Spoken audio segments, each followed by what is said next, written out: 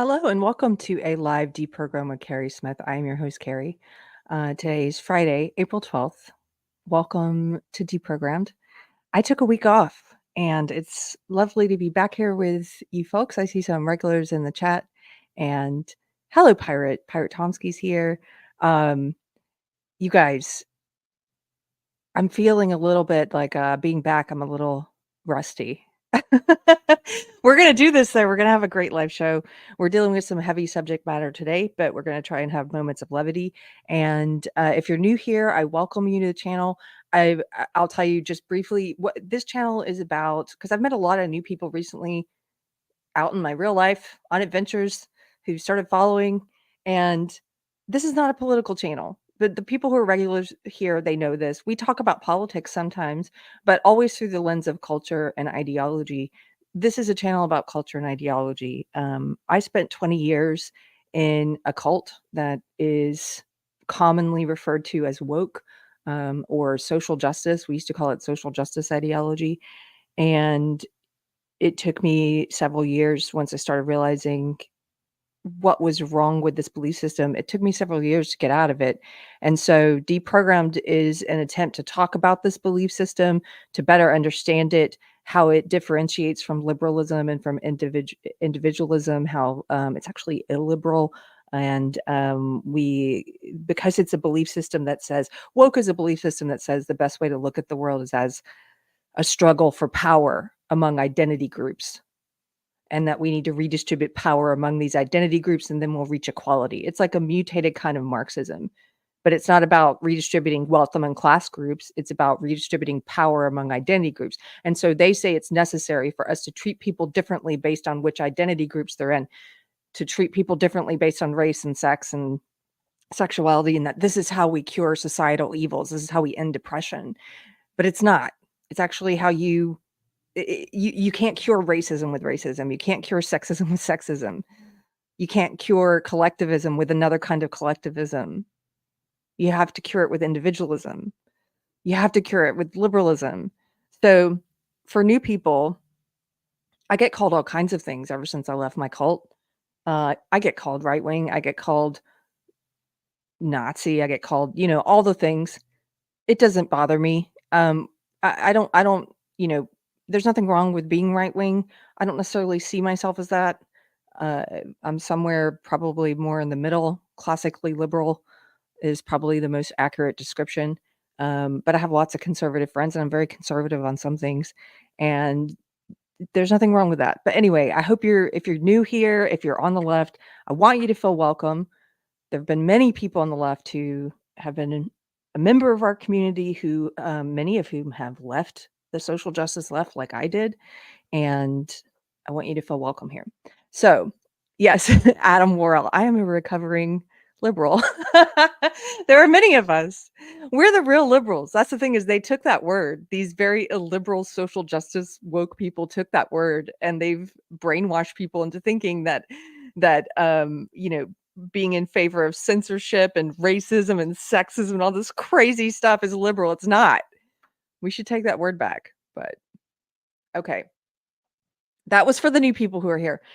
So today we are discussing the Cass review, which just came out on Wednesday, and specifically talking about the Cass review, but in much broader context, we are talking about the part of social justice ideology that has pushed into the mainstream the idea that it is okay to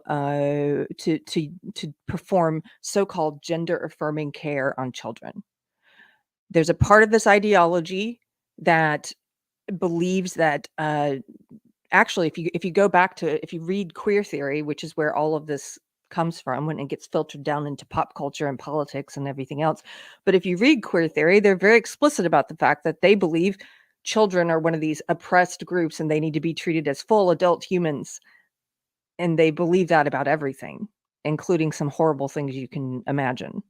Children are not adults. We didn't, as a society, we have up until recently acknowledged this. They're not developed. We have protected them from things that we don't view them as being capable of consenting to. So we don't allow, in our law, we don't allow children consent to sex with adults. And we say that's not capable. Even if the adult says, "Hey, the kid consented." Even if the kid says, "I consented," we don't allow that. We acknowledge that's not possible for the kid to do that. We don't allow kids to consent to get tattoos or to buy cigarettes or alcohol or drive a car or, buy a gun.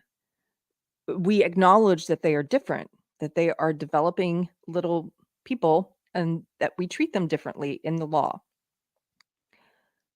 This ideology has successfully pushed into the mainstream in the past few years the idea that somehow children, although they're not capable of consenting to any of those things, that children are capable of consenting to extreme, radical, experimental medical and surgical treatments to uh, so-called change their sex, but to present as the opposite sex. And also other. If you've watched this channel, if you watched my coverage of the WPATH files, they are also now performing surgeries where they're not even attempting to change the body so that the child can present as the opposite sex. They're choosing some new other category where they are taking the breasts off of young girls and not putting the nipples back. So there's this weird flat Ken doll chest. This is for kids who are saying they feel like they are non-binary, where they're leaving, in some cases trying to create both sets of genitalia, doing this to children, like a complete experimental surgery where they're trying to create this other category.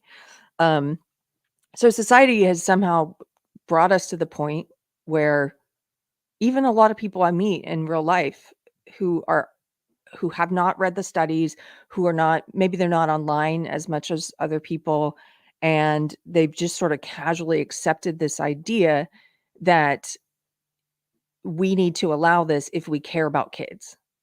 And I would argue, and I think most people who've read the evidence and who've thought about this issue for any amount of time would argue that it's the exact opposite. If you care about kids, you should protect them from this kind of medical and surgical harm that they're not able to consent to. If you're new here, I have a series that I did on the WPATH files. I would highly recommend you go and watch those. The WPATH is the World Professional Association for Transgender Health. There were two journalists, Michael Schellenberger and Mia Hughes, who just put out this report last month where they included all of these leaked documents and videos of doctors who are in WPATH, who even the president of WPATH, Marcy Bowers, who are admitting on camera, like Marcy does, that contrary to what they say publicly, which is that puberty blockers, you've probably heard this. If you've probably heard puberty blockers are 100% reversible. Puberty blockers are a pause button on puberty. They're just a pause button. They're reversible. Well, contrary to that lie that they've pushed into the public and that people repeat, and maybe you've repeated, in these videos, Marcy Bowers, the president of WPATH, is on camera admitting that in 100% of cases of little boys that they've given puberty blockers to in Tanner stage 2, 100% of cases, Tanner stage 2 is around 11 years old. 100% of those cases, those little boys, when they reach adulthood and maturity, they have never been able to have an orgasm or to perform sexually. They admit off the record, on camera, and written documents that this is sterilizing children. Maybe you didn't know that about puberty blockers because you've just listened to the mantra that's been pushed out there, the propaganda. Go and watch the videos. Go and look at the WPATH files. These doctors from the WPATH files are also on written record and in videos admitting that they know that the children they talk to about consent and asking the kids, you have to consent and acknowledge that this could sterilize you, that these children are not capable of consenting. They're on camera saying this. We watched it in our coverage of it. They're on camera kind of laughing it off like these kids don't know if they're going to want to have children or not in the future. They don't. I'm trying to talk to an 11-year-old. It's like talking to a wall. They're saying this on camera. They're acknowledging that the children are not capable of consenting. and yet they're still putting these kids on puberty blockers, cross-sex hormones, doing mutilating surgeries. And something else you might want to take a look at if you're new here, if you're new to this subject, if you're on the left and you think you have an opinion on this that supports so-called gender affirming care for kids, I would also suggest you probably haven't heard of some of these names. I would suggest that you look up some detransitioners like Chloe Cole. Listen to some of their interviews. These are young adults who are now suing the medical establishment for removing their breasts when they were children, for putting them on cross-sex hormones when they were kids, which have caused lots of medical problems for them. These are young adults, very brave young adults who are trying to hold the medical establishment accountable for what they did to them when they were kids. Go and listen to their stories. I would say if you're on the left and you think you support gender affirming care for kids, I would also listen to some based trans people who are called trans, people who attempt to live as the opposite sex, who you may not be familiar with, because I know I've met a lot of you on the left who think you support this, and I hate to borrow one of the expressions from the left, but you should diversify your social circle. There are lots of transgender people who do not support doing this to children. And they're very brave because they get ostracized for speaking up. And here are some names of people. You can go and look them up. Go and listen to actual trans people who oppose this. Make sure you listen to all views. Sarah Higdon, who's been on my channel before. Go and listen to Sarah's got a whole channel. Sohaila Devi, who I've interviewed before. Buck Angel, who I've talked to before. Blair White. You can go and look at any of these people make from a transgender person's perspective the argument why this is wrong to do to kids. I would also suggest, if you're new to this subject and you're on the left and you think that you support so-called gender affirming care for kids, I would suggest you look at the science. I doubt you've looked at it. I'm not saying that to be condescending or mean. I legitimately doubt you've looked at it. You may not even be aware of it. So, in case you're not aware, there have been several European progressive countries, some of the most progressive countries in the world, who have now conducted systematic reviews of all available evidence and come to the conclusion that there's not enough evidence to support doing this to children, and that what has been happening to kids with these so-called gender affirming care surgeries and medications is that we've been doing a great evil and a great injustice to children, basically experimenting on them without even acknowledging that it's experimental, like pretending that it's evidence-based. In fact, WPATH claims to be evidence-based. It's not. And so these systematic reviews, you should go and read them. I've got the Cass review, the one we're going to talk about today, linked in the description below. You can go and read it yourself, download the whole review. Just came out on Wednesday. I think this was like a 2-year study. But there are several. And if I have time, if Pirate or someone reminds me, I'm going to put links to all the studies below. So some of these countries, Finland, the UK, Sweden, Norway, these are countries that have done systematic reviews. And as a result of those independent reviews by people in the medical community, not by politicians, but by people in the medical community, the government has then taken their recommendations and implemented some of them, which includes banning puberty blockers and surgeries for minors. So if you are progressive, if you are on the left, if you think you have an opinion on this that includes supporting this for kids, I would ask you why. Why do you think these very progressive countries, like Sweden, like Finland, Norway, I don't know if I would call UK progressive, but why do you think that these countries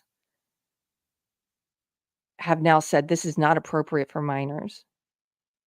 Read the studies, the reviews that led to these conclusions, and then see what you think about this.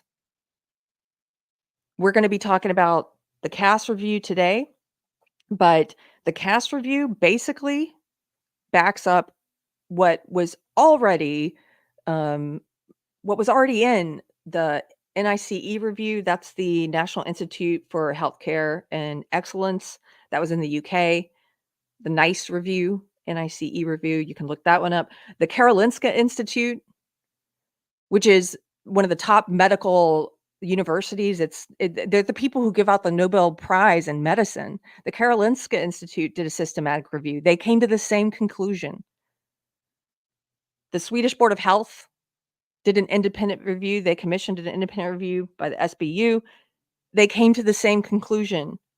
The Finnish Health Authority asked for an independent review. The doctor on the Finnish study, and I've got some of these links pulled up. We can look at some of these other studies, a little bit about them. But the doctor on the Finnish study was someone who originally supported so-called gender affirming care for kids until she and a team of researchers did this systematic review. Now she's one of the most outspoken critics of it. There's several other studies. I'll put them in the links below, but the Cass one is already linked. And I'm not saying any of this to try and say you're stupid or you're dumb or, gotcha.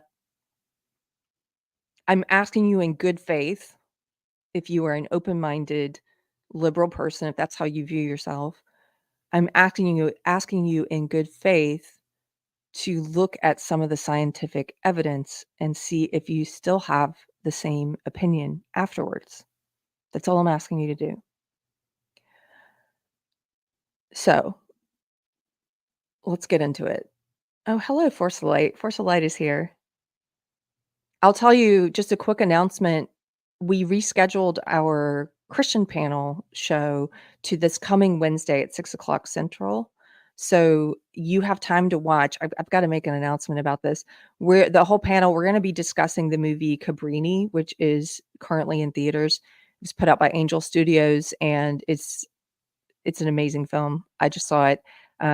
Michelle from Force of Light's going to be there.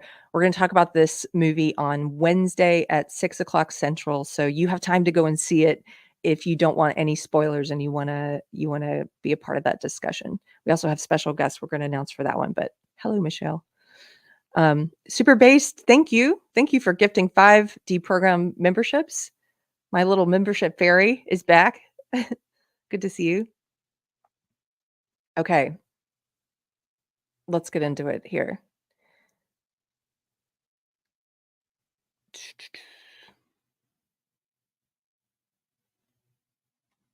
This is the final Cass report. This is what there's a link to below, so you can go and download the entire thing. There you see download the final report. I'm going to read just a little bit of this, and then we're going to jump to some great summaries that I've read that I think you should be aware of. Okay, so overview of the key findings of the Cass report. There is no simple explanation for the increase in the numbers of predominantly young people and young adults who have a trans or gender diverse identity. But there is broad agreement that it is a result of a complex interplay between biological, psychological, and social factors.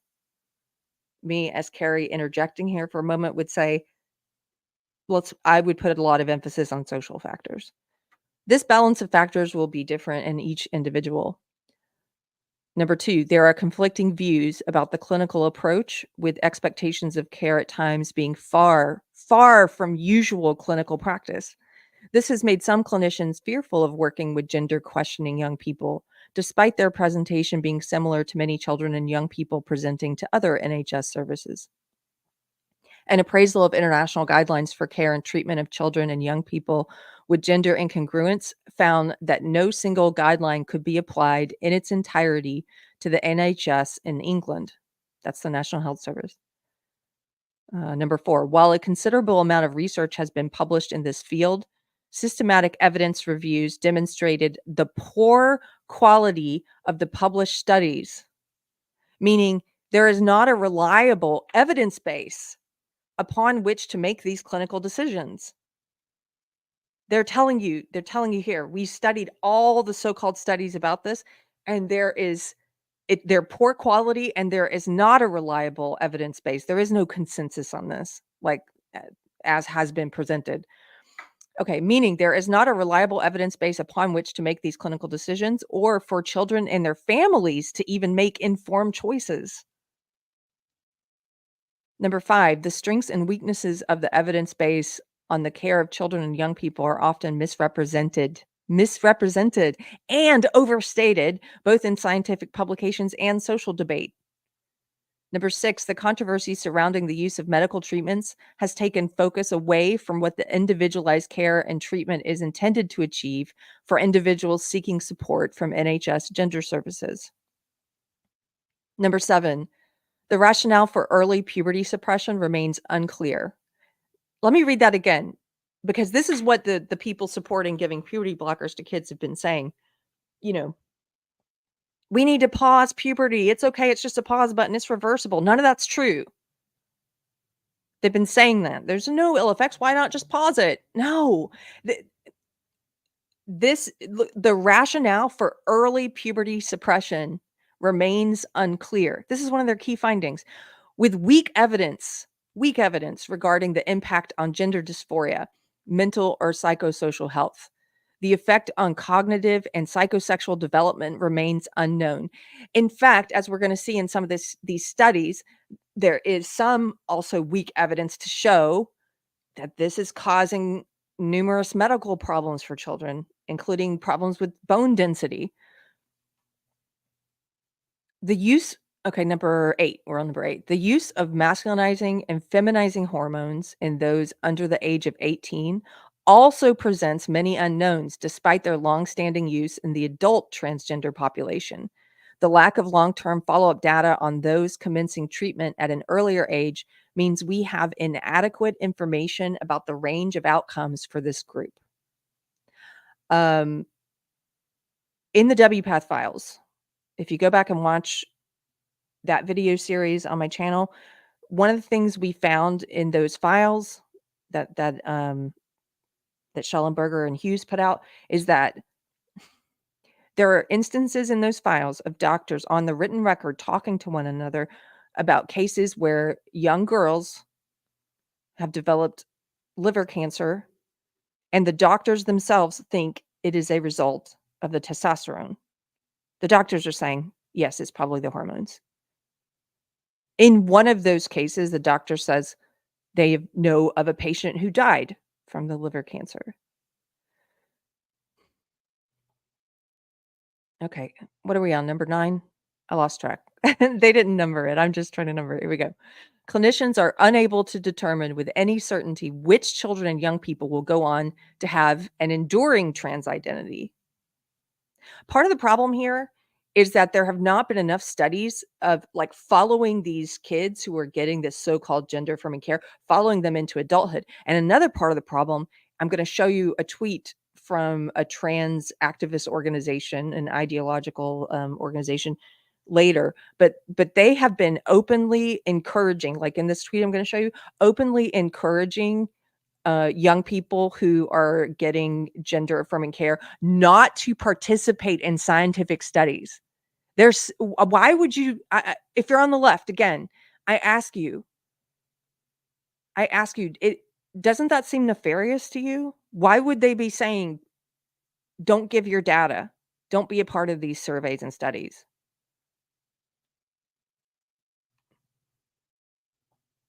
For most young people, a medical pathway will not be the best to manage their gender related distress. Look at this. This is one of the most important key takeaways of the Cass review. For most young people, a medical pathway will not be the best way to manage their gender related distress. For those young people for whom a medical pathway is clinically indicated, it is not enough to provide this without also addressing wider mental health and or psychosocially challenging problems. It used to be the case before this ideology pushed this into the medical field and into the mainstream. This is all a result of ideology. It's not a result of medicine or science. It used to be the case that the top doctors in this field tried to address the overall mental health of the kids. They tried to make sure there were no other underlying comorbidities or conditions. Almost all of those doctors who used to be considered the best in the field have now been canceled because they're no longer PC. They don't support this ideology saying, "No, immediately, medical pathway immediately. Put them on puberty blockers and then hormones and then cut off their body parts." They're not part of that. They suggested a psychological approach, trying to get to the root of the problem, trying to help the child desist in gender dysphoria, trying to see if that's possible. And in most cases, it used to be possible. Gender dysphoria has historically affected less than 0.1% of the population. 0.1.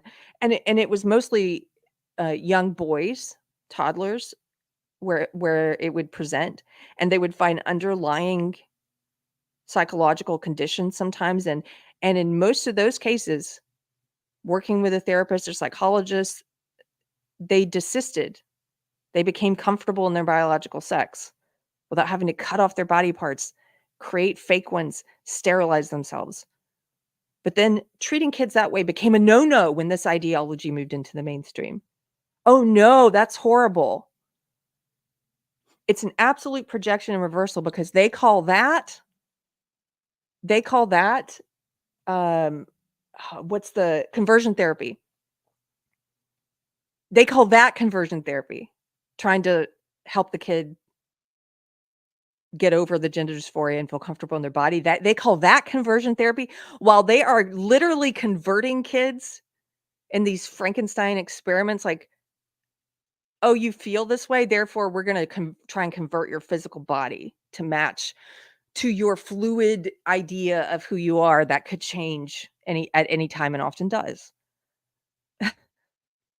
This over here, the gender affirming care, this is the conversion therapy. There is no, as Billboard Chris often says, there is no wrong way to be a little boy or a little girl. You can be an effeminate little boy. It doesn't mean you're a girl. You can be a tomboy, a girl who prefers doing masculine things. It doesn't mean you're a boy. It doesn't mean you need to go have radical surgery as a child. It doesn't mean you need to sterilize yourself when you're a kid. You don't even know if you're going to want to have a family in the future.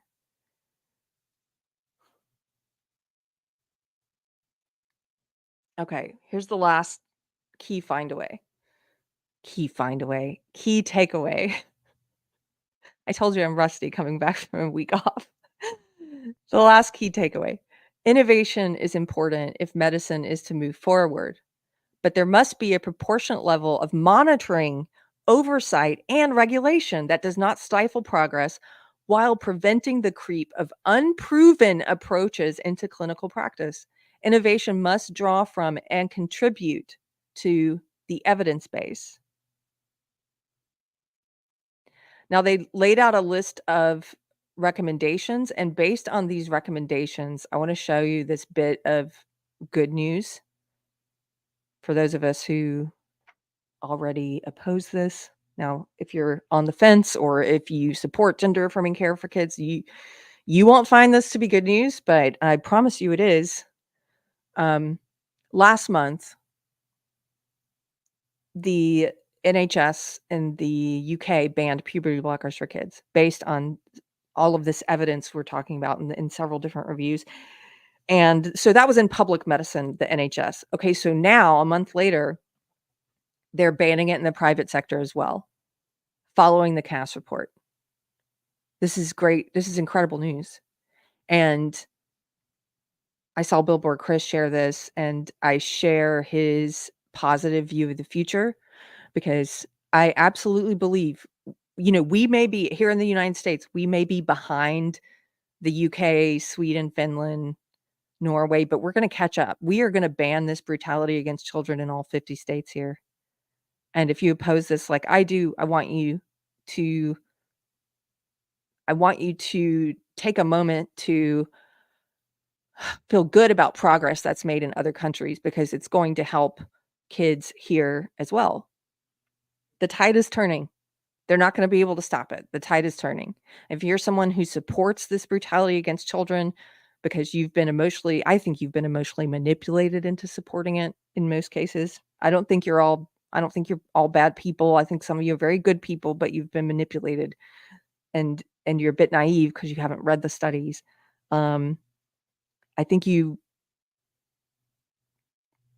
would behoove you to think about what it's gonna feel like down the road to realize you were on the wrong side of history on this. I know that's a leftist phrase, I'm borrowing it here. Um, Many leftists often say, "We're on the right side of history on this." You're not on this issue, you're not. What are you gonna say to your grandkids about where you fell on this? What you thought about it, what you did, what you supported? Okay, so this is an article from The Guardian. Pirate Tomsky says lawsuits are coming. Oh, they are. There are tons of them already. There's a whole law firm here in Texas that is supporting detransitioners. You can go to their website, Campbell, Miller, and Payne, I think they're called. Correct me if I'm wrong. And they have links to all the court documents, all the different cases of people that they are representing, including Prisha, Chloe Cole, like several of the high profile cases. And there are going to be more. And it might take, in the US, who knows what it's going to take? It might take lawfare to end this. Um, you know, I don't care. I've said this to people on the left before who have told me, "Oh, I don't like it when the government gets involved in banning this." I'm like, I don't care if it's the medical establishment self-regulating, like in a lot of these systematic reviews we're talking about in the European countries, or if it's the government stepping in based on those recommendations and banning it. We have laws for a reason. We ban murder, we ban child abuse, we ban rape. You can't do anything you want to your kid. You can't rape your kid. You can't abuse your kid. Those existing laws should already cover this, but they found a way around it by changing language. If they call it something Orwellian like gender affirming care instead of castration or double mastectomy on children, they don't like it when you call it exactly what it is. They don't like it when you call it mutilation, sterilization, which is what it is. They found a way around these existing child abuse laws by saying this is gender affirming care. And if you oppose it, you are for harm. It's a reversal. You're for harming kids. These ideologically possessed people go to protests and they stand out there with signs and they say, protect trans kids. The people who want to cut up kids, who support sterilizing and cutting up kids, they have signs that say protect trans kids. What? Think about what a reversal that is. It's like a narcissist or a cluster B personality disorder where you're engaging in reversal of what you're actually doing. You're using Orwellian language. Protect trans kids. Oh, what do you mean by that? I mean, cut them up and sterilize them.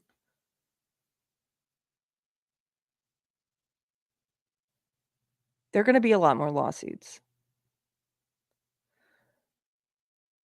Okay, so this article from The Guardian, here's the headline, ban on children's puberty blockers to be enforced in private sector in England. The CQC will check new guidance in the Cass report is applied by private care providers to avoid two-tier access to drugs. We're going to read just a little of this. I have so many things pulled up for today. I'll see how many we can get through. This article's from yesterday. England's health regulator will take enforcement action against private clinics that prescribe puberty blockers to under 18s in defiance of the NHS's ban on the controversial drugs. Meaning, if any private clinic prescribes it in defiance of the NHS ban, the health regulator is going to enforce the ban.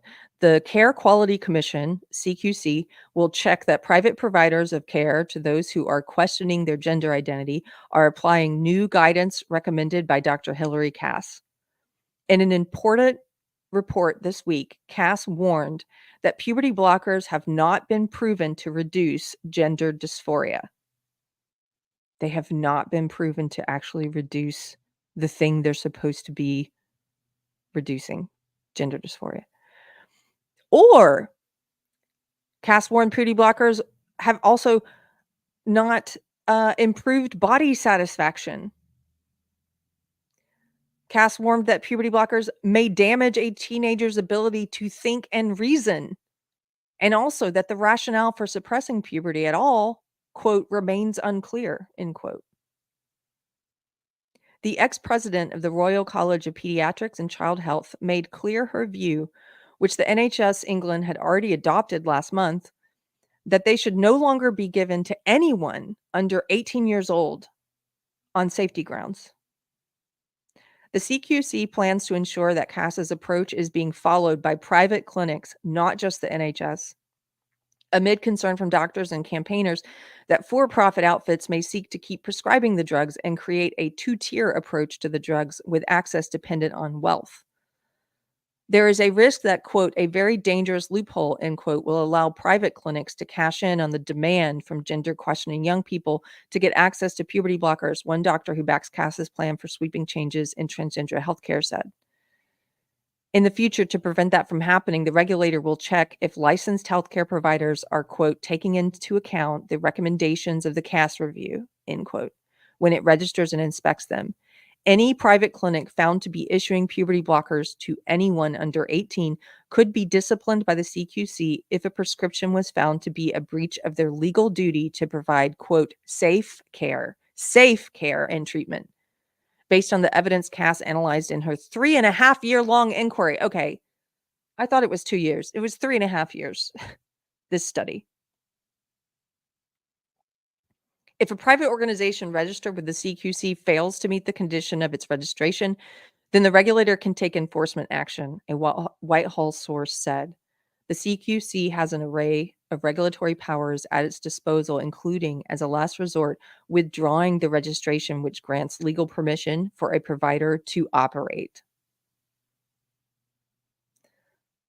I'm going to stop there because, as I said, I have a lot of things to read, but this is great news because I know last month when we talked about this during the WPATH Files series, that they had banned it. Many people pointed out, oh, it appears to be just in the public sector, public medicine, the NHS.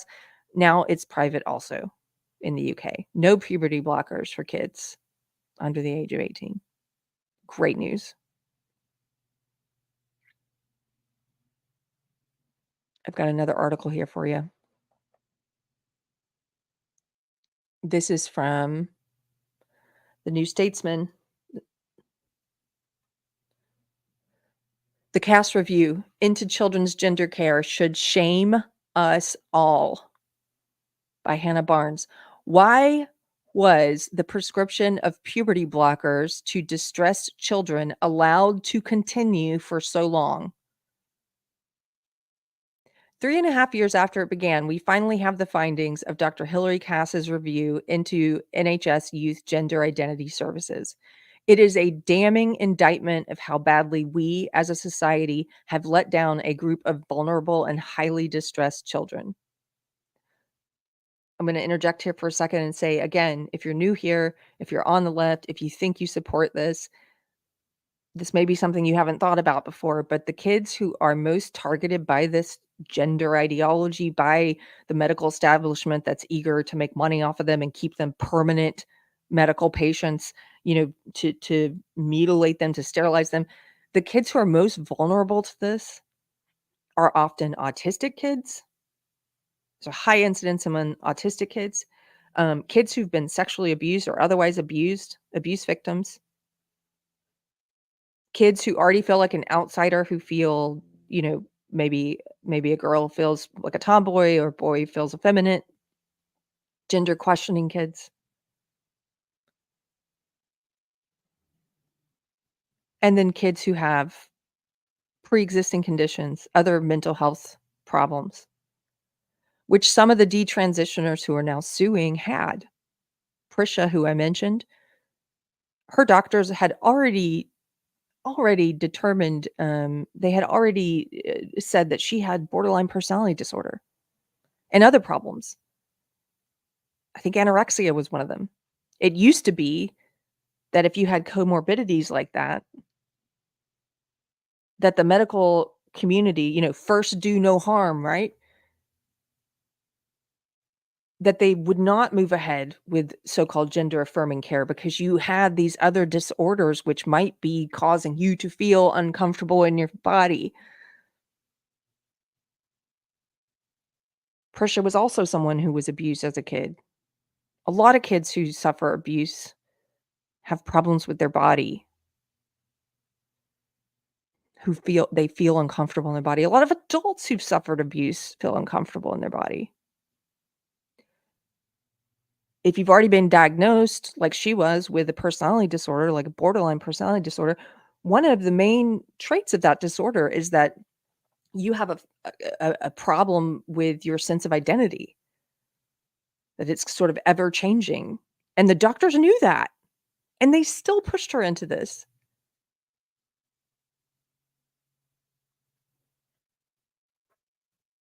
Okay, I'm gonna continue. I'm not gonna interject the whole time. It just there's some things here that this reminds me of that, again, if you're new, you may not be aware of. So, um, it says a group of vulnerable and highly distressed children. Yes, think about what that means. Think about the kids who are falling prey to this, who are being experimented on. Think about what groups of kids those are. Quote, "Some practitioners abandoned normal clinical approaches to the assessment of young people with complex lives," Cass concludes. "They deserve very much better." Commissioned by the NHS England in 2020, the review's interim findings led to the closure of the Tavistock Gender Identity Development Service, or GIDS, last month, and the ending of the routine prescribing of puberty blockers to children with gender-related distress. They closed Tavistock down. We're gonna close down these clinics for kids for changing their gender here in the US too, eventually. We're already doing it in several states.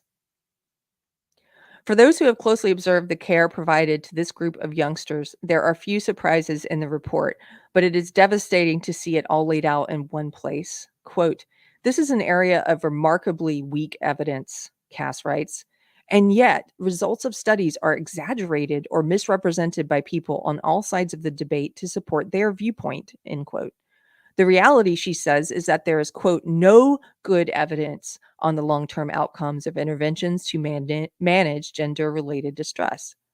And yet, the NHS has allowed the routine prescribing of puberty blocking drugs to children with gender dysphoria, a purpose for which they are not licensed. By the way, here in the US, that's true too. These puberty blockers are not approved by the FDA for this use. And yet we're just parents are just signing, "Sure, give them to my kid." It's not approved by the FDA for this use, but doctors are doing it. Look up Lupron. Lupron is one of the ones that they're given. It's used for men with prostate cancer. Like, they're giving it to kids as guinea pigs, but not telling them it's experimental. Usually, if you sign up for an experimental procedure, something very risky and extreme, or an experimental drug, they tell you you're signing up for an experimental procedure, and usually it's limited to people who have some kind of life-ending condition like cancer. You can sign up for these risky trials and experimental things when you have cancer because of your prognosis. But they're doing this with kids who there's no prognosis of death. They pretend like there is. They push this suicide myth that, this is going to otherwise, your kid's gonna commit suicide. That's what they say. It's a lie. That's the Cass review also points this out. There's no evidence to show that doing this to kids reduces any kind of suicidal ideation. No evidence. Of course, if you've been following this for a while, you know that's true, 'cause we've seen that in other studies. But they continue to say that lie. They manipulate parents, which in the Cass review, they point this out, how unethical this is. They manipulate parents by saying, "Would you rather have a trans kid or a dead kid?" They say that like some sick abuser, emotionally manipulating, and it's not even true.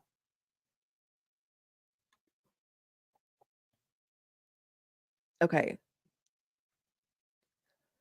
so it says these medications, for a purpose for which they're not even licensed, the puberty blockers, for a decade they were doing this in the UK without any robust data to support that decision.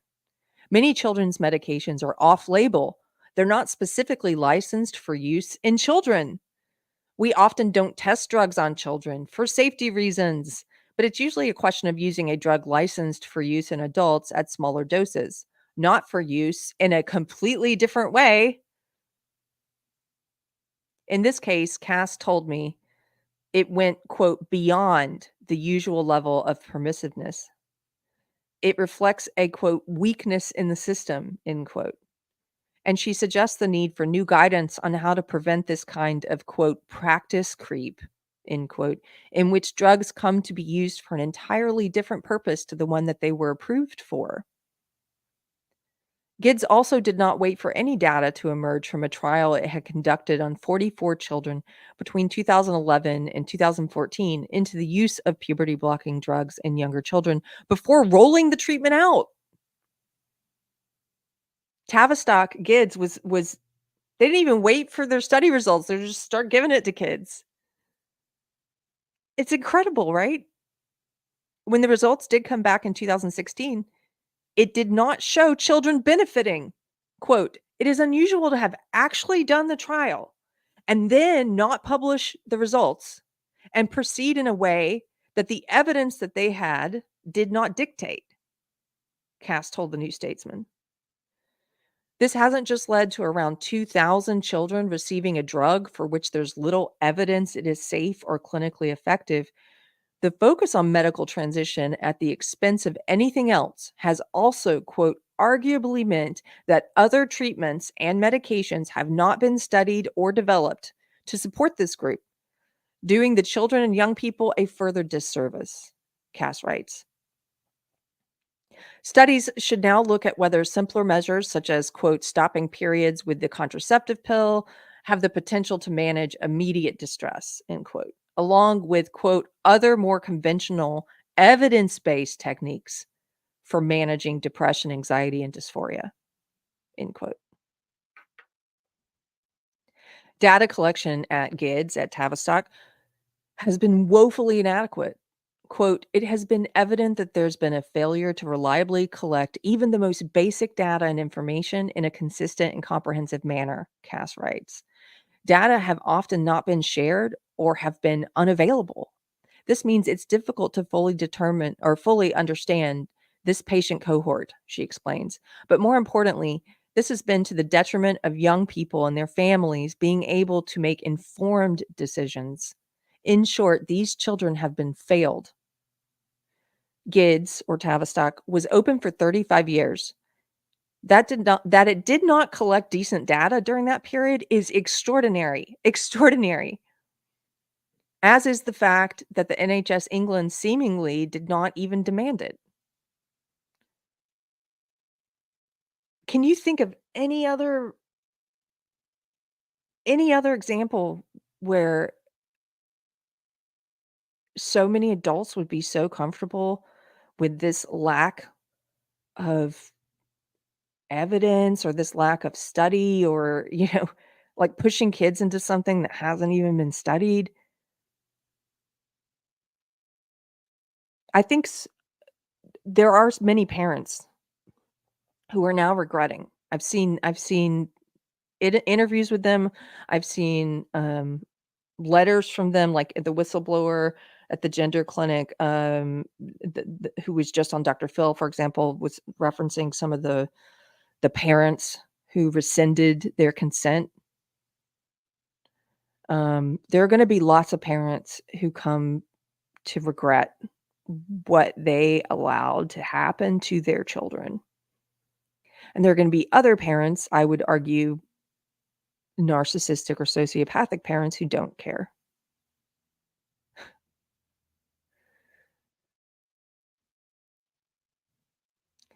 The Cass review team struggled to obtain robust data on the number of children who went on to have medical interventions or what other help was available to those who did not. GIDS reports that only a minority of children and young people go on to an endocrine pathway, the final report says. However, despite a number of discussions in a focus group with GIDS staff on this topic, it has not been possible to obtain any clear information about the range of options offered. when it comes to the actual number of young people who've been prescribed puberty blockers or hormones, there is still no official confirmation based on all. I remember she did 3.5 years. Dr. Cass and her research team spent studying this, and one of the things I saw her say in one interview is that it was so hard to do this because there was such a lack of evidence, and it was so hard to, you would think you'd be able to go to them and say, "Give us numbers on this." Nothing, you know? Based on all the information available in the public domain and several freedom of information requests, my own estimate is that around 2,000 children under 18 have been referred to endocrinologists. Most would have started treatment. The review team looked through the records of those discharged from GIDS between April 1st, 2018 and December 31st, 2022, which showed that 27% of patients were referred to endocrinology, a total of 892 children. This will obviously exclude those who were discharged before 2018 and those who remain under the care of the service. GIDS itself has said that it referred 1,261 young people to endocrinology between 2009 and the autumn of 2017 alone. This report confirms that the majority of children referred to GIDS had complex needs, and alongside their gender-related distress, were often contending with other difficulties. Again, we're talking about the comorbidities. Anxiety, depression, eating disorders, and autism were all overrepresented when compared with what you would see in the general children's population.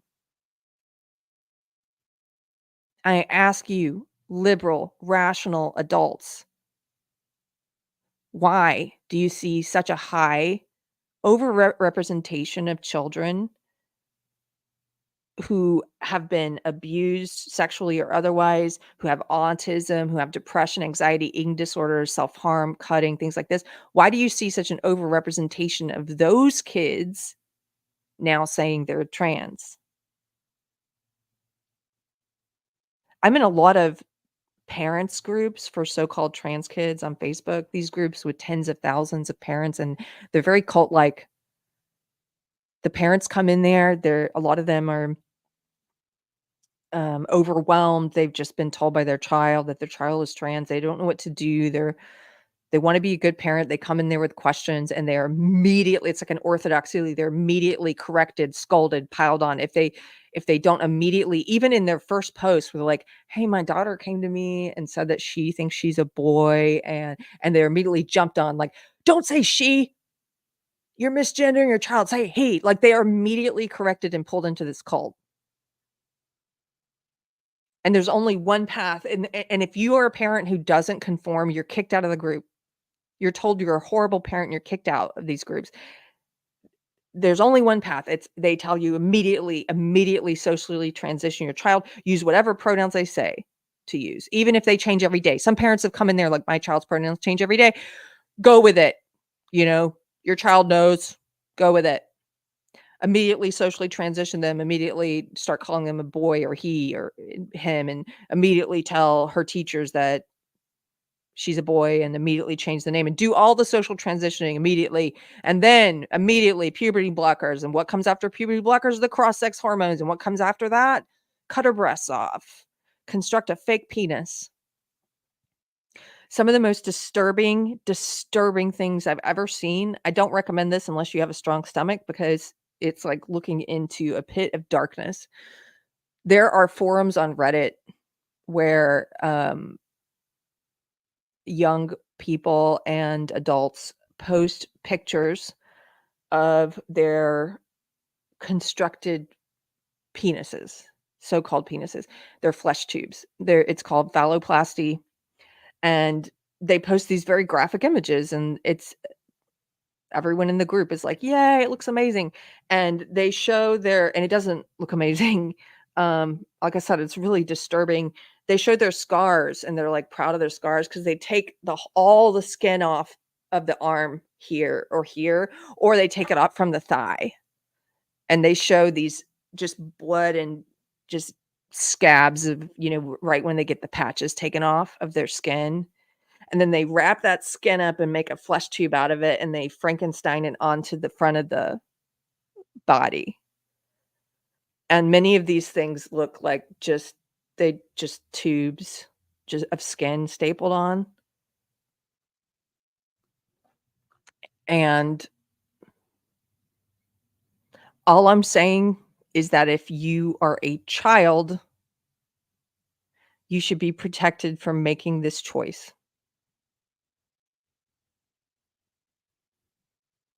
In these same forums, a lot of these people would post about the complications they're having, about the infections they're having.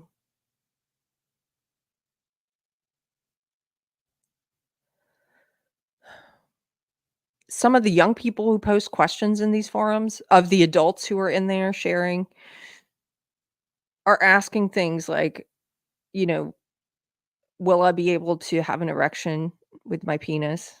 It's you know, "Will I be able to ejaculate?" Like, young people don't have any conception of what this is. Some of them think they're actually changing their biological sex. They think this is possible. In one of the other forums for young boys who feel like girls, there's young people in there asking, like, "Once I get my sex change, will I have my period?" No, you're not actually changing your sex. What we are doing to these children, what parents are allowing to happen to them is just it's terrible.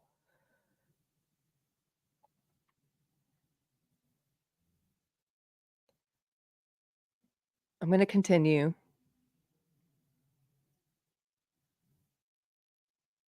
Let me just take a quick break. Hello, I haven't been paying much attention in the chat because I'm trying to read through all these pieces. Cheeky Mare is here. Give it up for Cheeky Mare, one of our mods. She says pills should be studied. Autoimmune correlation. Yes, all of this should be studied.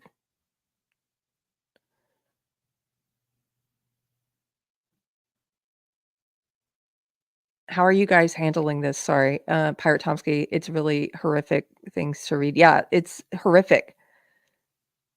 It is absolutely horrific. I knew this was gonna be a heavy topic today, and I was like, "Oh, man." But it's also good news that these studies are coming out and that these things are being banned. So, I'm gonna read just a little no, I'm not showing any pictures of that, Davina, I'm just describing it. I would not put those pictures up here. Um, you can go and find them if you wanna see them. It also vindicates what many former GID staff have been saying for years, that there was no consistency in its clinical approach, and that some assessments prior to referral for puberty blockers could be just 1 or 2 sessions long. And this is what the whistleblowers at these clinics have said as well, that in some cases, children were being given cross-sex hormones after just sitting down for one, like, 30-minute session, and then they're just given these hormones. There was wide variation between clinicians. Sexuality was not consistently discussed. Assessments lacked structure. There was a lack of evidence in professional curiosity as to how a child's specific circumstances may impact on their gender identity and decisions. This final report is far more comprehensive than Cass's review interim findings published more than 2 years ago. It incorporates several new systematic evidence reviews, and Cass has called on the NHS to, quote, ensure there is provision for people considering detransition, recognizing that they may not wish to re-engage with the services they were previously under. These people need to be carefully monitored in a supportive setting, particularly when coming off hormone treatments. That's the other thing is some of these countries and some states, they're covering so-called gender affirming care, even though there's no evidence base for it. They're covering it under insurance plans, but then if you decide to detransition, there's no coverage for it. And the same surgeons who like the case of the young man we looked at during the WPATH files who ended up dying of complications, he could not get any of his surgeons who had done this to him to see him for detransition. They canceled his appointments.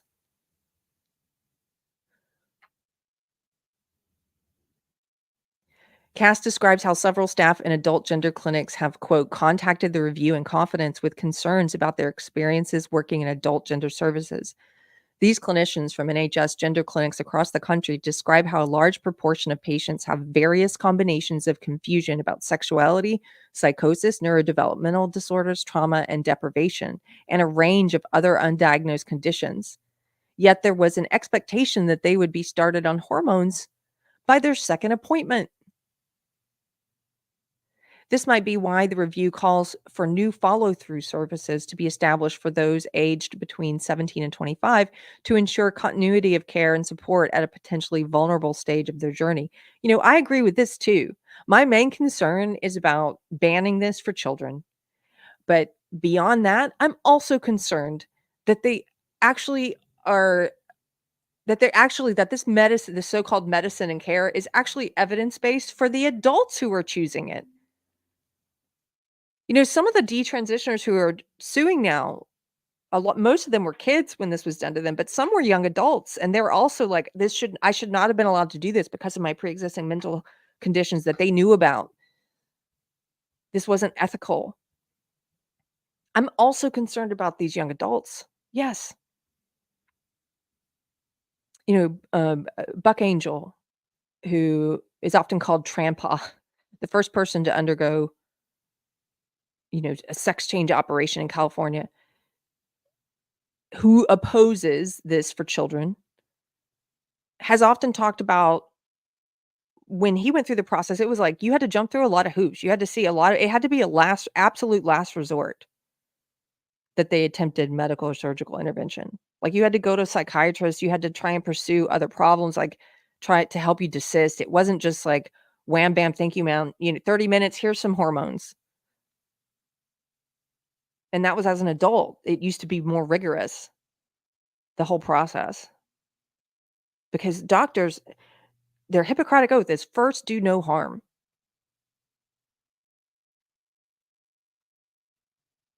Okay, I'll move back to the subject of children, though. At the moment, young people can move to adult services at 17, but these offer little or no mental health support and are largely geared towards the prescribing of hormones. Young people presenting later may therefore not have access to the same holistic care as described in this report.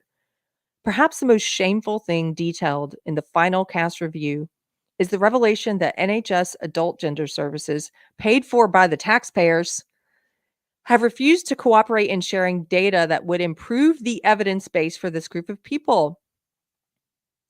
The review had aimed to track what happened to the 9,000 young people who had gone through GIDS, with the government even changing the law to help researchers do this. But the gender clinics refused to help with this scientific study. They refused. Follow-up is standard practice in the NHS, Cass explains, but, quote, has not been the case for gender questioning children and young people. Isn't that crazy? Finding out how thousands of young people had fared after receiving different help represented a unique opportunity to provide more evidence to help gender questioning young people and their families make informed decisions about what might be the right treatment pathway for them. It's baffling that those working in services purportedly aiming to help these same people would refuse to help make their care better, safer, and more evidence-based. It's it's insanity, actually. I don't understand, quote, "I don't understand the reasons why they would not cooperate," Cass told me. Well, I understand the reasons. It's ideological. It's dogmatic. It has nothing to do with medicine or science or helping people. They just want to push gender transition, medical and surgical gender transition at any cost. They are activists. They are ideologues. They are not scientists. They're not doctors. Even the ones who are doctors, technically, they are doctors second. They are ideologues and activists first. They pledge an oath to their ideology first, before they pledge an oath to patients, before they do the Hippocratic oath. They pledge an oath, they swear an oath to gender ideology first. And they will protect it at any cost, which means they will not comply, they will not be a part of transparency. Science, a lot of people during the COVID years, a lot of leftists, a lot of the same people who support this crap during the COVID years were the ones that were like, believe the science, believe the science. And I remember Brett Weinstein said something great. He was like, science doesn't require your faith or your belief. It just requires transparency. It just requires transparency and the ability to duplicate results. Transparent methodology and the ability to independently reproduce the same consistent results in different studies. These people have nothing to do with science. They don't believe in transparency. They don't wanna show you their methodology. They don't wanna show you results. They don't like it when people are doing these separate studies to try and verify independently the same results. They don't have anything to these are not scientists and doctors. I don't care if they have that title in their names. The ones who are refusing to participate in studies, who are telling their patients not to participate, they are magicians. They are, you know, priests and prophets of the woke ideology first, who happen to be trained as doctors and scientists, but they're prophets first. Some of the clinics raised issues about ethics, yet the research design had been granted official ethical approval. Others raised issues about it requiring extra resources, but NHS England said it would pay for it. So it is mystifying to me, Cass said, particularly when you would expect that they would be curious about outcomes for the patient cohort going through. And if they are confident in that, in the management approach, they would want to be able to demonstrate that. No, but they don't, because they know that they can't demonstrate it. They're not confident in it. It's just ideology guiding it. It's no science guiding it, no evidence guiding it. Cass has done an incredible and important job. The report is clear, compassionate, and decisive. But why has recognition of how bad things have got with respect to gender identity healthcare taken so long? Staff from GIDS have been making these points for almost a decade, 2 decades, if you go back to the very first whistleblower who raised concerns before puberty blockers were given to the under 16s. Some in the media have amplified those concerns too, as have women's rights activists, former GIDS service users, and parents.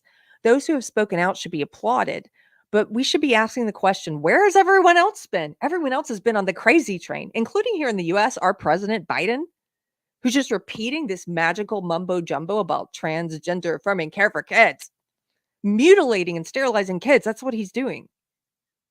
That's what's been happening here in the US of A. Same thing as what was happening there. What about all the others who have not spoken out? Those who were told what was going on, who saw what was going on and did nothing. The NHS, the government, and political classes, the media. Take The Guardian, which received a letter from 2 worried clinicians in the summer of 2017, setting out their concerns. Quote, "Everyone I see is in pain and in distress," they wrote. "Gender dysphoria is real and painful and sometimes hellish. There are multiple reasons for it, and there will be different ways of managing it. One such meaning and solution might be to transition, but these are children, not adults. These are young people for whom complex and profound confusion and turmoil is being collapsed into a one-size-fits-all concrete explanation." The clinicians voiced their fear that these children were, quote, "too young to be making decisions that would affect them for the rest of their lives." Quote, "You should know that there is no unequivocally shared consensus on what you are undertaking, and that the evidence, such as it is, suggests no greater health or happiness." This is why even the parents have not been able to make informed decisions, because they're not being told this. They're not being told that there's no evidence to support that this leads to an end to gender dysphoria, or this leads to an end to psychological distress. There's no evidence to support that. They're not being told that. They're being told this is evidence-based. No one from the newspaper responded when this journalist reached out. Take the politicians who sat on the Women Inequalities Committee in 2015, listening to the GIDS executive member Bernadette Wren explain how she worked in a service where a lot of the young people and anybody who wants it have physical intervention, and which had, quote, "no record of turning people down." No record of turning anyone down for physical intervention. No one? We saw in the WPATH files, they were even schizophrenic people, they were like, "Sure, sure," and turn anybody down.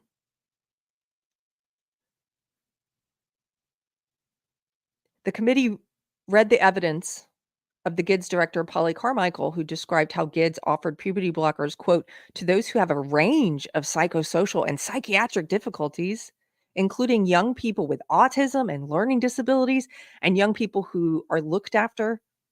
These were never the young people for whom puberty blockers were designed for. Indeed, they were ruled out of the treatment according to the conditions of a team in the Netherlands that pioneered this approach. Yes, that she's referring to the Dutch protocol, which was you never ever prescribe this or follow this medical and surgical path for kids who have pre-existing mental health problems. And then the UK and the US too just ignore the Dutch protocol. The MP's response, not to question whether this was sensible or to ask what safeguards were put in place, what research was being undertaken to monitor the outcomes, but to question why GIDS was so cautious. Weren't they, quote, looking at and considering making cross-sex hormones available to children at young ages? The committee chair, Maria Miller, asked. So that was the MP's response, was not to say like, "Oh, slow down. All these GIDS staff are concerned about what they're doing to kids currently. We should take a listen." No, instead they were like, "Why are you concerned, GIDS staff?" And what about the Care Quality Commission, the CQC, the healthcare regulator? It rated GIDS good in 2016, judging there to be a, quote, "very strong focus on research and using evidence-based practice." Despite personal caseloads in excess of 100 for individual clinicians and the service buckling under the weight of referrals, the healthcare watchdog judged the service to be safe. And at a time when, in a small number of cases, clinicians were making decisions to refer children to endocrinology after just 1 or 2 hours, the CQC said that GIDS, quote, carried out comprehensive assessments of young people, including families. Really? After 1 hour? The mistakes of the past cannot be undone.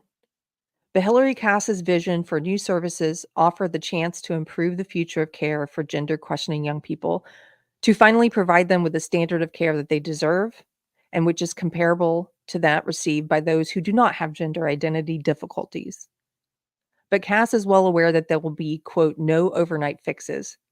It will take several years for services to be fully rolled out across the country. Recruitment to the first of 2 new regional gender identity hubs has so far proved challenging. Some of the toxicity must be taken out of this discussion if staff with the right skills and attitude are to be tempted to work in the field. Currently, they are fearful of doing so, Cass says.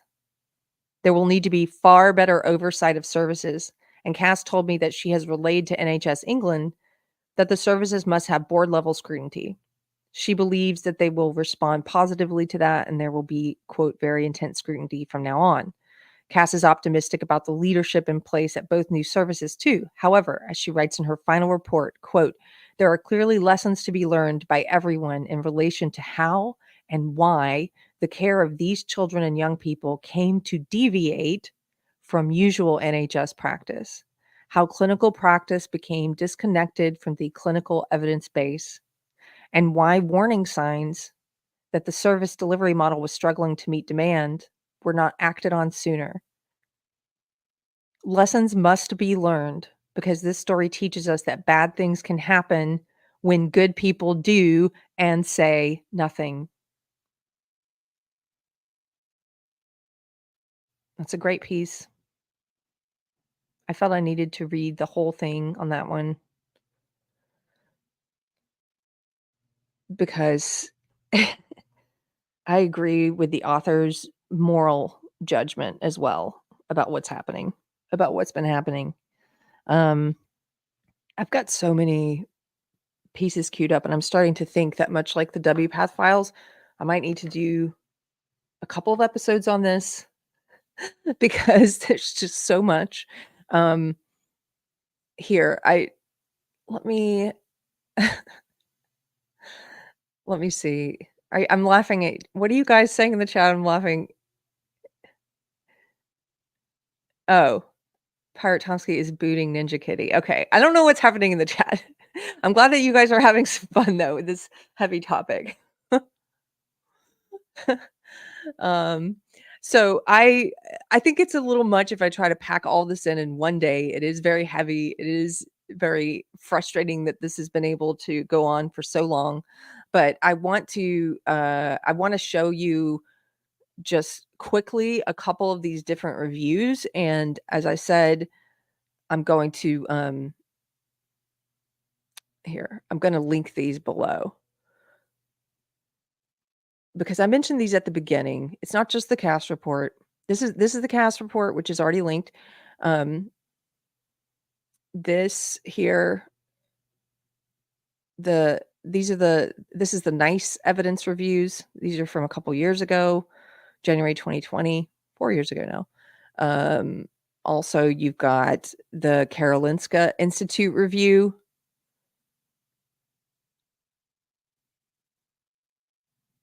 Also, we've got here the Swedish Board of Health review.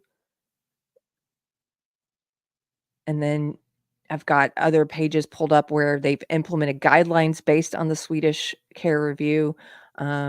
Here we've got the Finnish review. Well, this is an article about it. 1 year since Finland broke with WPATH standards of care. This is the first Finnish study, the systematic study that was done by the doctor who used to support gender affirming care until she led the study. This was the 2019 one. She's also done subsequent studies since then. Here you've got the recommendation of the Health Services Selection Council in Finland based on that review that was done. I've got another study by that doctor and her team. And then there's several others that aren't, the eye-catching names of like the Karolinska Institute, but there's several others that you can go and read as like systematic reviews of the hormone treatment and the options for children. And they're all coming to the same conclusion independently. Gender dysphoria in young people's rising, and so is professional disagreement, Some of these are from the British Medical Journal. I'm going to put all these links below. You can go and take a look at these studies yourself. If you're on the left, if you think you have an opinion that, this is okay for kids, I would encourage you to read these studies, read the science, especially if you're in that group of people who used to say during the COVID years, like, believe the science. I'm not making fun of you. I'm really not. But a lot of you did say that. and I'm just asking you to actually go and read the science. Have your behavior match your words. What a lot of people tend to do is they want to cherry pick stuff. They want to go online and say, I want to find studies that support giving puberty blockers to kids. And they'll find some random, ideologically motivated study that's not replicated anywhere. And they'll be like, look at this one. You can find a study for anything nowadays. You can. I'm not asking you to go and cherry pick a study that supports what you already believe, the opinion you came to before reading the science. That's working backwards. You read the science, then you form your opinion. These are not random studies. These are systematic reviews of all available studies, including that random one that you cherry picked. You can go and look at the hundreds of studies that they've included in the systematic reviews. I'm asking you to read the systematic reviews.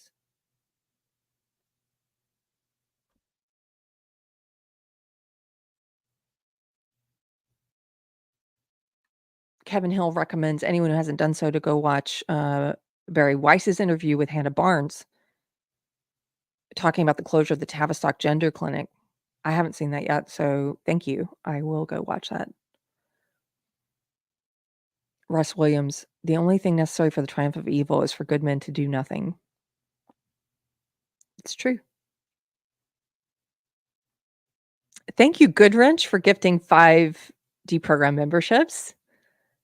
What a good name, Goodwrench. And then also our British mod, Pirate Tomsky. We did a British topic for you today, Pirate Tomsky, who gifted 10 Deprogrammed memberships. Thank you so much. Thank you guys who are members. Thanks for supporting the channel, and thanks for gifting memberships to others. I don't plug it enough, but we do appreciate every person who contributes to Deprogrammed. We have a Wednesday show every other week called Pop Culture with one of my best friends, Mr. Chris, and I do pop culture topics. We have a Wednesday Christian panel show every other week. And then Mondays and Fridays, I do these live shows, and then we have interviews. I've got a few I've got to get out soon that I have in the can. We do interviews with people about social justice, about woke ideology. If you appreciate the content, if you appreciate the information, and you want to support, you can do so here at YouTube. You can do so at Rumble, where we're simulcasting. You can become a channel member for like $1 a month, or more if you want to more. Or you can go to Patreon, Subscribestar, or Locals. You can support in any of those places, and we thank you guys. We thank you for your support, because we have a lot of big plans for this channel. My husband and I just finished this studio, but we have plans for in-person interviews here. I eventually want to be able to hire Mystery Chris full time and take him away from his 9 to 5. That's one of my personal goals. I'm not joking. I really would love to do that, to have him here with me, working on comedy ideas and stuff as well. So everybody who contributes, I'm very grateful for all the stuff we've been able to do so far. The next book club book, thank you, Cheeky Mare, is The Queering of the American Child by Logan Lansing and James Lindsay. I appreciate that. Cheeky Mare for reminding me of that. Here it is. I've got it right here. I was like, do I have it? I do have it. We're going to be reading this book. We're discussing it in May. The Queering of the American Child, How a New School Religious Cult Poisons the Minds and Bodies of Normal Kids. Logan Lansing and James Lindsay. I've read it. It's a great book. You can get your copy if you want to be a part of our book club discussion. It's not that thick. I read it before it came out, but it's out now. You can read it. I would suggest it, and I would love to have you be a part of book club. We also, I should have announced at the beginning, because it's coming up soon. April 27th here in Austin, Texas, is going to be the next Minds Fest. I'm going to be moderating some panels. There's going to be a lot of great speakers and comedy there, and it's going to be discussions and debate. People who are going to be there include Jimmy Dore, Destiny, Lauren Chen, Alex Stein, Actual Justice Warrior Sean Fitzgerald, Libby Emmons, a whole host of people. A lot of the Timcast people, Luke Radowski, Ian Crossland. You can get tickets at minds.com. I hope to see you there. And I think that's it. I think that's my last. Oh, good. Helena says I ordered that book. Cheeky just started reading it. Awesome. Awesome.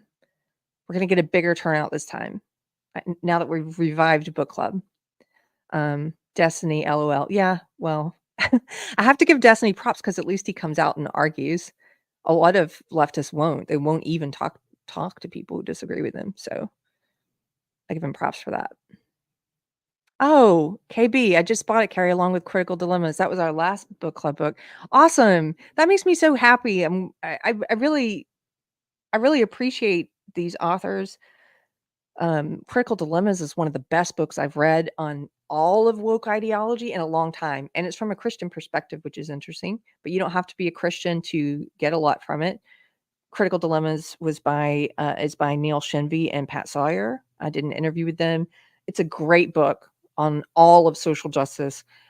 This book that we're reading this month, The Queering of the American Child, is specifically on the queer ideology, the gender ideology part of social justice. It's very focused. Cheeky Mare, what date is book club? That's a good question. I don't have my schedule in front of me. Does anyone remember what date we said? It's mid-May. I'll get it together. I'll do an announcement on the community tab. It's sometime in mid-May. So you got at least a month to read. Yeah. Okay. I'm gonna wrap this up. I had so much prepared, but it's too much for one show. And Pirate said that the subject matter made him depressed. So I'm just gonna end with this bit of good news, and then I'm gonna come back to this topic, because I've got a lot more to share with you about it, a lot more studies, and a lot more about the Cass review in particular. But I just want to share at the end here. This is the good news. The good news is that the UK turned around completely. that the UK has now banned this for children, not just in public medicine, but in private medicine as a result of this systematic review. And that's great news. We're going to do the same here in the US. And, you know, we are, to borrow a phrase from leftists, we are on the right side of history on this issue. Time's going to bear that out. It's just a matter of how much destruction is allowed in the interim. And, keep the faith. Keep the faith. Don't be afraid to talk about these issues. Don't be afraid to challenge or disagree with people in your real life who hold the opposite opinion than you. Because I guarantee you, just by knowing some basics about the Cass review or, the Finnish review or any of these systematic reviews, that you know so much more than they do. Be confident that you are on the side of science, ethics, morality. Don't be afraid to challenge them. Don't be afraid to make a moral argument. We've just been talking about the science, but make the moral argument as well. They like to think, because they base their manipulation in morality. They try and guilt people into supporting this by saying, you're a bad person if you don't support this because this is how you support trans kids. No. Make your moral argument, which is that cutting up kids and sterilizing kids is wrong. Especially kids who are marginalized in some way, who are gender nonconforming, autistic, have mental health problems, have been abused, have anorexia, depression, things like that. It's wrong. Make the moral argument. Make the argument. I usually start by asking them, so do you believe that kids can consent to sex, driving a car, buying a gun, getting a tattoo, smoking, drinking? And they usually are like, of course not. I'm like, okay, but so why do you think they can consent to like chopping their breasts off or sterilizing themselves or taking skin off their arm to make a flesh tube as a child? Get their gears turning. You don't have to say it in a mean way, and in fact, don't. You're not going to get a good response. Just ask them with curiosity. Why do you think that's okay? How did you arrive there? That's what I would suggest. Okay. I'm going to wrap up. Thank you guys for hanging out today. Hello, Dion. Quote Queen is here. The truth is like a lion. You don't always have to defend it. Let it loose. It will defend itself. St. Augustine. Thank you. I'm going to end on that. I love that quote. I appreciate you, Dion. Hey, Therese. Good to see you. Important show. Have a good weekend. Have a good weekend, guys. Have a good weekend. I'll see you on Monday. Okay. Take care.